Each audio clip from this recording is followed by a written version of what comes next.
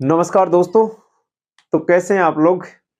उम्मीद करता हूं आप सभी अच्छे होंगे। और आज एक नया टॉपिक लेकर हम आए हैं। आप सभी का इस YouTube चैनल पर स्वागत है। और आज का जो टॉपिक है हमारा वो भारतीय संविधान से संबंधित है। भारतीय संविधान से संबंधित हमने मौलिक अधिकार, मौलिक कर्तव्य और DPSP directive principle of state policy और राष्ट्रपति के बारे में, प्रधानमंत्री के बारे में महत्वपूर्ण प्रोविजन हमने इसमें छोटी छोटी वीडियो के माध्यम से आपका इस YouTube चैनल पर हमने डाला है। और आज इसी कड़ी में हम लेकर आए हैं, जो भारतीय संविधान के श्रेणी में लेकर आए हैं हम अनुसूचियां, शेड्यूल बोलते हैं इंग्लिश में। अनुसूचियों की हम बात करते हैं, अनुसूची की हम बात करते हैं तो इसकी अनुसूची की संख्या है वो हमारे प्रारंभ में कितनी थी? अभी वर्तमान में तो 12 अनुसूचियां हैं, ठीक है। और प्रारंभ में इनकी संख्या 8 थी, ठीक है। तो ये एक तो हम इस वीडियो में ये जानेंगे कि ये 8 से 12 कैसे हो गई, पहली बात तो ये है। और उसके बाद में हम जितनी भी अनुसूचियां हैं, जितनी भी शेड्यूल हैं, प्रत्येक शेड्यूल में क्या क्या दिया गया है इसके बारे में जानेंगे। तो आज की वीडियो इंपॉर्टेंट होने वाला है आपके लिए, जो अनुसूचियां हैं और साथ में अनुसूचित क्षेत्र है और अनुसूचियों में कौन कौन सी अनुसूची में क्या क्या प्रोविजन किए गए हैं, इसके बारे में ये वीडियो लेकर आए हैं। तो चलिए शुरुआत करते हैं। अनुसूची 1 की बात करें हम, भारतीय संविधान में अनुसूची 1 है। उस अनुसूची 1 में बात की गई है संघ और राज्य क्षेत्र की बात की गई है। संघ व राज्य क्षेत्र। संघ और राज्य क्षेत्र के हिसाब से हम बात करें तो इसमें बताया गया है कि हमारे देश में कितने राज्य हैं और कितने केंद्र शासित प्रदेश हैं। तो हमारे संविधान में उल्लेखित है, हमारे देश में उल्लेखित है 28 राज्य। 28 तो क्या है? राज्य है। और 8 क्या है? केंद्र शासित प्रदेश, जिसको बोलते हैं यूनियन टेरिटरी, केंद्र शासित प्रदेश है। तो लगभग 28 राज्य हैं। लगभग 28 क्या है? 28 पूरे राज्य हैं और 8 केंद्र शासित प्रदेश है। 28 राज्यों के नाम और राजधानी आपको याद होनी चाहिए। और अगर आप पॉलिटिकल साइंस के हो तो आपको इन राज्यों के राजधानी भी याद होनी चाहिए और इनके मुख्यमंत्री भी होनी चाहिए, और इसके साथ में इनके राज्यपाल रहोगे तो और भी अच्छा हो जाएगा, ठीक है। और साथ में यूनियन टेरिटरी, ठीक है। तो ये हमारी पहली अनुसूची है, अनुसूची 1, जिसमें संघ और राज्य क्षेत्र की बात की गई है। 28 राज्य और 8 केंद्र शासित प्रदेशों की बात की गई है। यहां तक आपको समझ में आया होगा, ठीक है। अब हम बात करते हैं अनुसूची 2 के बारे में। अनुसूची 2 की बात करते हैं तो अनुसूची 2 की बात की है वेतन की। इसमें विभिन्न पदाधिकारियों के वेतन है। जैसे वेतन की हम बात करते हैं तो सरकार के अनुसार सर्वाधिक वेतन वाला पद कौन सा है? तो सर्वाधिक वेतन वाला पद है राष्ट्रपति का। कितने रुपए मिलते हैं भाई? सबसे ज्यादा राष्ट्रपति का वेतन है 5 लाख रुपए। 5 लाख पर मंथ इसको वेतन मिलते हैं, ठीक है। इसके साथ में राष्ट्रपति है, उपराष्ट्रपति है, विभिन्न पदाधिकारियों के वेतन, मंत्री परिषद है, हमारे सुप्रीम कोर्ट के जस्टिस है, और सभी को जो वेतन मिलता है वो ये जो अनुसूची 2 है इसके अकॉर्डिंग मिलता है, ठीक है। तो अनुसूची 1 में क्या है? अनुसूची 1 में संघ और राज्य क्षेत्र। अनुसूची 2 में है वेतन की बात की गई है। सबसे अधिक वेतन है राष्ट्रपति का 5 लाख रुपए, ठीक है। उसके बाद में हम बात करें तो अनुसूची 3, अनुसूची 3 की हम बात करते हैं तो इसमें बात की गई है विभिन्न पदाधिकारियों के शपथ की बात की गई है। शपथ तो कोई भी जो पद है उसकी सबसे पहले कोई भी जो ज्वाइन होती है तो उसके पहले शपथ ली जाती है। जैसे प्रधानमंत्री की शपथ है, साथ में मंत्रिपरिषद की शपथ है, जितने भी पदाधिकारी हैं उन सबकी शपथ की बात की गई है। और इसमें 3 पदों की शपथ नहीं है। एक तो राष्ट्रपति की शपथ नहीं है, राष्ट्रपति की शपथ का उल्लेख किया गया अनुच्छेद 60 में, ठीक है। और एक है इसमें उपराष्ट्रपति की शपथ है, उपराष्ट्रपति की शपथ का भी प्रोविजन इसमें नहीं है, ठीक है। और एक राज्यपाल की शपथ है। राष्ट्रपति, उपराष्ट्रपति और राज्यपाल को छोड़कर विभिन्न पदाधिकारियों की शपथ का प्रोविजन कौन से अनुच्छेद में है? अनुसूची 3 में है, ठीक है। इसके बाद में हम बात करें, इसके बाद में हम बात करें तो हम ये देख सकते हैं कि अनुसूची 3 है, इसमें हमारे यहां शपथ का प्रोविजन किया गया है। कौन से राज्य की कौन सी शपथ है इसकी बात की गई है, ठीक है। उसके बाद में अनुसूची 4 है। अनुसूची 4 की बात करें हम, ठीक है। हमने आपको बताई टोटल 12 अनुसूची, तो इसमें चौथे नंबर की अनुसूची है। इसमें राज्यसभा की सीटों के बारे में बात की गई है। राज्यसभा की सीटों का आवंटन किया गया है। जैसे हमारी राज्यसभा में हमारी संसद के 2 सदन है, एक तो लोकसभा और एक राज्यसभा। राज्यसभा में कौन से राज्य से कितने लोग हो गए, तो राज्यसभा में टोटल संख्या है 245। इस 245 को 2 भागों में बांटा गया है, 233। 233 सदस्य हैं। ये तो आएंगे विभिन्न राज्यों से, भाई जैसे 28 राज्य है ना, 28 राज्य और 8 केंद्र शासित प्रदेश है, इनसे तो आएंगे 233। और 12 सदस्य है ना, ये आएंगे राष्ट्रपति के द्वारा मनोनीत, राष्ट्रपति इनकी नियुक्ति करेगा। ठीक है, ये जो 12 सदस्य हैं ये कला, साहित्य, विज्ञान और समाज सेवा क्षेत्र से माने जाते हैं। ठीक है, और इस प्रकार से कौन से राज्य से कितने सदस्य आएंगे ये हमारी अनुसूची 4 में दिया गया है। एक बार हम इनको सबको वापस रिवीजन कर लेते हैं। पहली अनुसूची में संघ और राज्य क्षेत्र की बात की गई है, 28 राज्य और 8 केंद्र शासित प्रदेश। दूसरी अनुसूची की हम बात करें तो इसमें वेतन की बात की गई है और इसमें सबसे ज्यादा वेतन बताया गया राष्ट्रपति का। ठीक है, उसके बाद में हम बात करें तीसरी अनुसूची में शपथ की बात की गई है और शपथ का प्रोविजन अनुसूची 3 में, इसमें 3 पदों की शपथ नहीं है।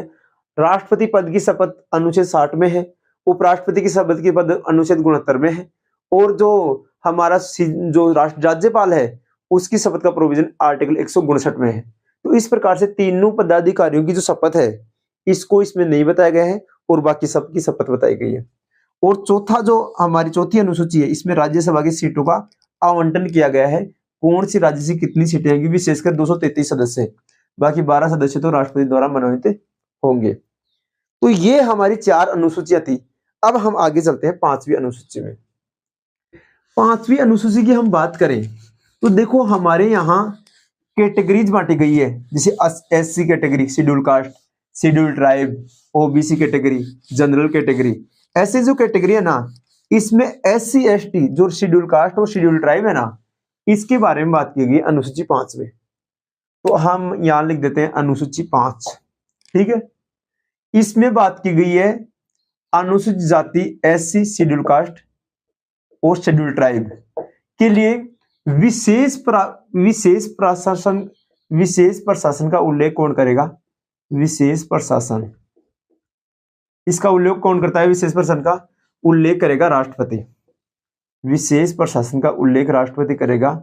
जैसे मान लो कि ऐसे पिछड़े हुए इलाके हैं, दलित और दमित हैं, मतलब कि उनके ऊपर कोई उनका प्रशासन वगैरह कोई उनकी सुन नहीं रहा है, तो ऐसे प्रोविजन SC ST के लिए विशेष प्रशासन की का प्रोविजन कर सकता है कौन, राष्ट्रपति, अनुसूची 5 के तहत। ठीक है जी, अब हम बात करते हैं अनुसूची 6 की। अनुसूची 6 में किसकी बात की गई है, अनुसूची 6 में बात की गई है 4 राज्य हैं। कौन कौन से, एक तो है असम, ये क्या है, पूर्वोत्तर के राज्य हैं, हमारा जो नॉर्थ ईस्ट है ना उसके राज्य ही है। असम, मेघालय, असम, मेघालय, त्रिपुरा और मिजोरम।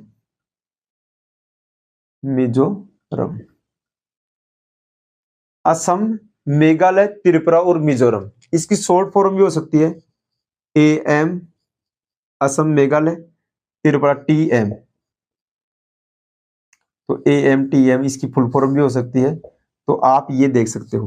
ठीक है, हमारे राज्य तो असम, मेघालय, त्रिपुरा और मिजोरम है, ये हमारे यहाँ देखने को मिलता है अनुसूची 6 में। इनके लिए विशेष प्रशासन की जो प्रोविजन है वो राष्ट्रपति कर सकता है। ठीक है, इस राज्यों में जनजातियां रहती हैं, छोटी छोटी ट्राइबल सोसाइटी रहती है जो अपने कल्चर को संजो कर रखती है, पर्यावरण की रक्षा करती है। इन सारी चीजों के लिए 4 अनुसूची, 4 जो स्टेट हैं, 4 राज्य हैं, इनके लिए विशेष प्रोविजन दिया गया है।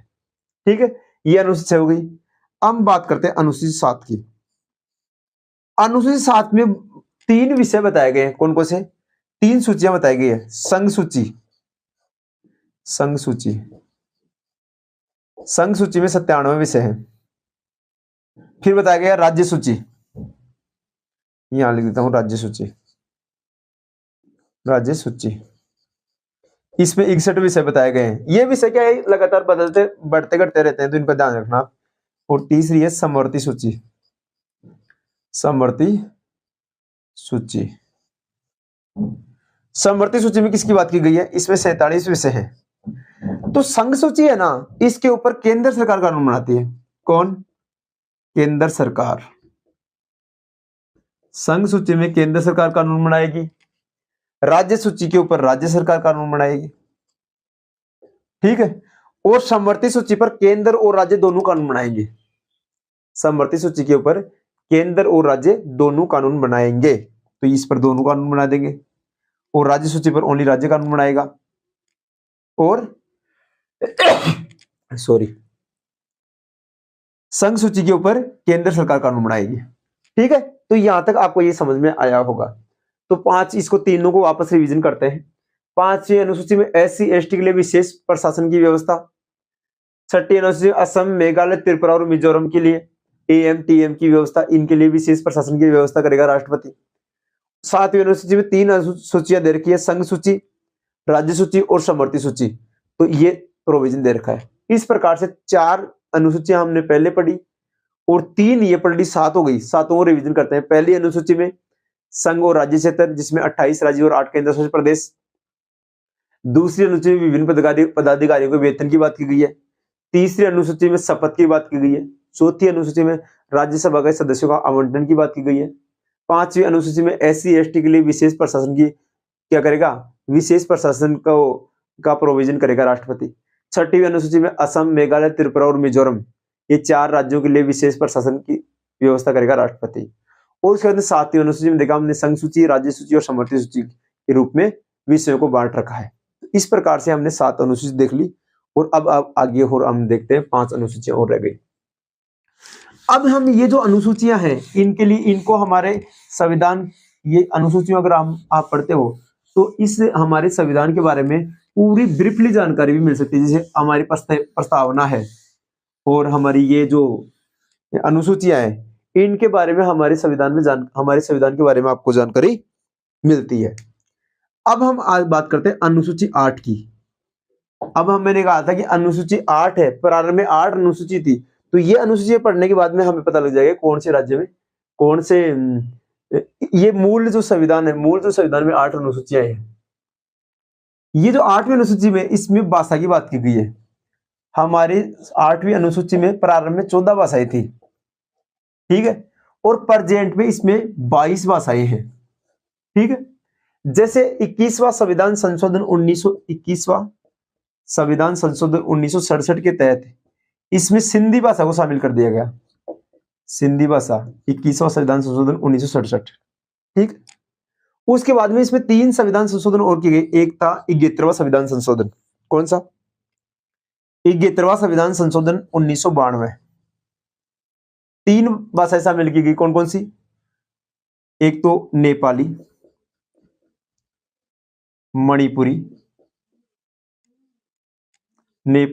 मणिपुरी और कोंकणी, ठीक है। नेपाली, मणिपुरी और कोंकणी, ये 3 भाषाएं 71वां संविधान संशोधन 1992 में शामिल की गई। ऐसे क्वेश्चन आ जाता है कि 71वां संविधान संशोधन के तहत कौन सी भाषाएं जोड़ी गई? तो नेपाली, मणिपुरी और कोंकणी। और 21वां संविधान संशोधन के तहत सिंधी भाषाएं, तो ये तो 15वीं भाषा हो गई, ठीक है। ये 16वीं हो गई, ये 17वीं हो गई और ये 18वीं हो गई, ठीक है। तो हमने कहा टोटल 22 भाषाएं हैं। तो उसके बाद में एक संविधान संशोधन और 52वां संविधान संशोधन कब? 2003 में। कितनी भाषाएं शामिल की गई? 4 भाषाएं। कौन सी? बोडो, डोगरी, संथाली। कौन सी? संथाली। और मैथिली। ये 4 भाषाएं और इसमें शामिल कर दी गई। कब? 2003 में। इस प्रकार से 8 भाषाएं, तो ये 14 भाषाएं, ये टोटल 22 भाषाएं हो गई। ऐसे क्वेश्चन आता है कि अनुसूची 8 में वर्तमान में कितनी भाषाएं हैं? तो 22 भाषाएं। प्रारंभ में अनुसूची 8 में कितनी भाषाएं थी? 14 भाषाएं। 15वीं भाषा कौन सी है? सिंधी। 16वीं कौन सी है? नेपाली। 17वीं कौन सी है? मणिपुरी। 18वीं कौन सी है? कोंकणी। उसके बाद 19, 20, 21 और 22 मैथिली, बोडो, डोगरी और संथाली। इस प्रकार से 22 भाषाओं का उल्लेख इसमें किया गया है। आगे देखो, आगे हम बात करते हैं। अब देखो, हमने बात की, हमने कहा कि 8 अनुसूचियां थी प्रारंभ में, ये 8 अनुसूचियां मानी जाती है, ठीक है। अब हम बात करते हैं 4 अनुसूचियां और है जो इनको कब कब शामिल किया गया। तो एक अनुसूची तो बात की गई है, भूमि अधिग्रहण बिल के बारे में बात की गई है, ये है 9वीं अनुसूची। तो हम ये कह सकते हैं 9वीं अनुसूची को किसमें इसमें बात की गई है, भूमि अधिग्रहण बिल के बारे में, भूमि अधिग्रहण बिल, भूमि अधिग्रहण के बारे में बात की गई है। 9वीं अनुसूची को कब शामिल किया गया, 9वीं अनुसूची को 51वां प्रथम संविधान संशोधन, प्रथम संविधान संशोधन 1951 में, प्रथम संविधान संशोधन 1951 में शामिल किया गया किसको, 9वीं अनुसूची में, जिसमें भूमि अधिग्रहण बिल से संबंधित है। इसमें 284 कानून शामिल किया गया है। न्यायपालिका के दबाव से इनको बाहर रखा गया है। कहने का मतलब ये कि न्यायिक पुनरावलोकन से 284 विषयों को, भूमि अधिग्रहण से जुड़े हुए विषय हैं, इनको बाहर रखा गया है। और इसमें जो जितने भी 9वीं अनुसूची में जो शामिल होंगे वो कानून के दायरे से बाहर होंगे, इनके ऊपर कम से कम संशोधन करने का प्रयास किया जाएगा, ठीक है। फिर हम बात करते हैं 10वीं अनुसूची। 10वीं अनुसूची में बात की है दल बदल कानून के बारे में।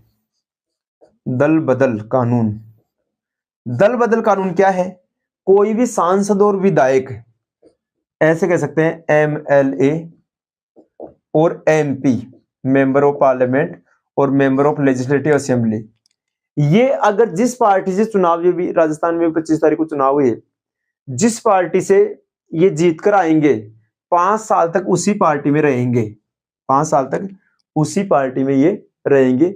और अगर ये पार्टी बदलते हैं तो दल बदल कानून के तहत इनकी जो सदस्यता है वो समाप्त कर दी जाएगी। पहली बात तो ये है।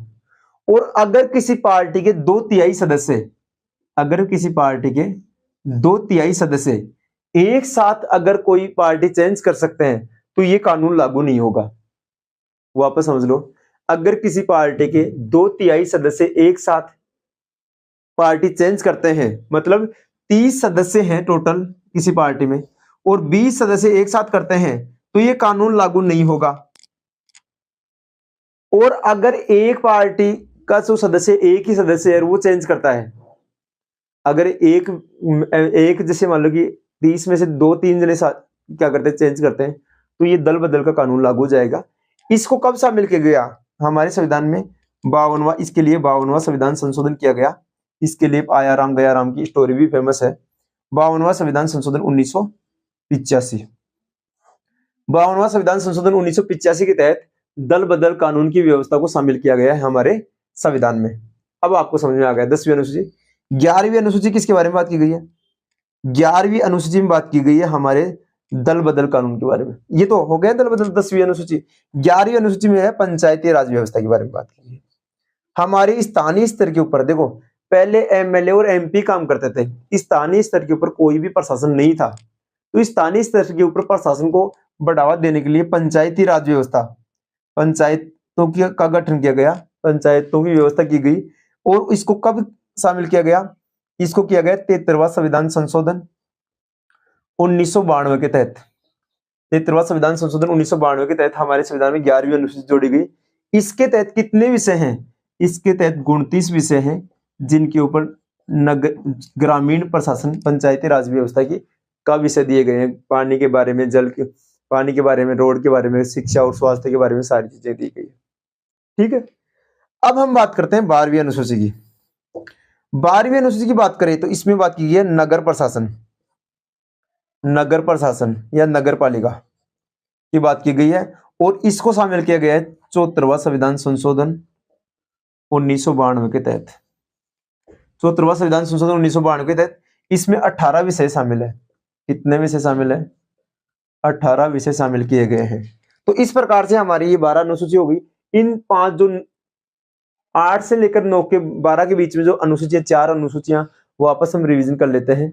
9वीं अनुसूची भूमि अधिग्रहण बिल के बारे में है, जिसमें 284 कानून है और ये न्यायिक पुनरावलोकन से बाहर रखा गया है इनको। 10वीं अनुसूची में दल बदल कानून की व्यवस्था की गई है। 11वीं अनुसूची में बात की गई है पंचायती राज प्रशासन की बात की गई है। और 12वीं अनुसूची में नगर निकाय प्रशासन की बात की गई है। तो इस प्रकार से हमारे सामने ये जो अनुसूचियां हैं, भारतीय संविधान की अनुसूचियां देखने को मिलती है। उम्मीद करता हूं आपको ये टॉपिक समझ में आया होगा। सारी अनुसूचियां हैं, इनके बारे में ये पूछ ले, क्यों से पूछ लेंगे, 9वीं अनुसूची में क्या है, मिलाने वाले क्वेश्चन आते हैं। 10वीं के सामने 9वीं का कार्यक्रम लिख देते हैं, 9वीं के विषय लिख देते हैं, और 11वीं के सामने 10वीं की अनुसूची के विषय लिख देते हैं, और मिलाने वाले क्वेश्चन आते हैं। और इसमें अधिकतर क्वेश्चन आते हैं कि कौन सी अनुसूची में क्या प्रोविजन किया गया है। तो ये जो विषय से संबंधित है, जो अनुसूचियों के विषय हैं, ये सारे आपको थोड़ा सा समझ के चलना है। कोई भी आपका डाउट हो तो कमेंट सेक्शन में लिखिए। और आपने इतना ध्यानपूर्वक सुना, इस वीडियो को यहाँ तक देखा, इसके लिए आपका आभार। नमस्कार, धन्यवाद। मिलते हैं एक नए वीडियो में एक नई शुरुआत के साथ। नमस्कार।